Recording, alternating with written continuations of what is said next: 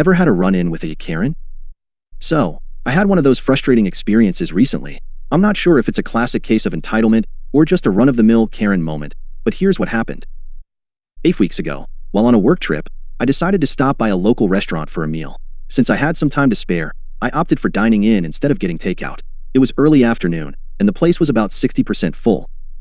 The hostess seated me at a small table for two. Before I even took a seat, I asked her, "Excuse me, could you tell me where the restroom is? I'd like to wash my hands before eating." She directed me, and I left my ball cap on the table with the menu, mostly to signal that I was seated there. After washing my hands, I returned to find that my table and one of the chairs were gone, along with my hat and the menu. I looked around and saw a nearby booth with a two-top table, now occupied by 5 people, with only one person at the table. I noticed my hat on the floor nearby. I approached the booth and asked, "Hi, did you move my table? I was seated there earlier."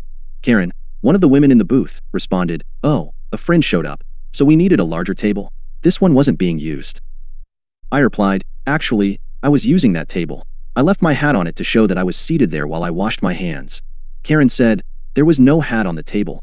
I pointed to my hat on the floor and asked, "How did my hat end up here if there wasn't one on the table?" She replied, "I didn't see it." Seeing a waiter nearby, I called him over and said, "Excuse me, I was seated at this table earlier, and now it's been taken. I don't mind if they use one of the chairs for their extra guest, but I need the table back." Karen interrupted, saying, "Just find another table. We're using this one now." I turned to the waiter and said, "I'm actually using this table, which is why I left my hat here."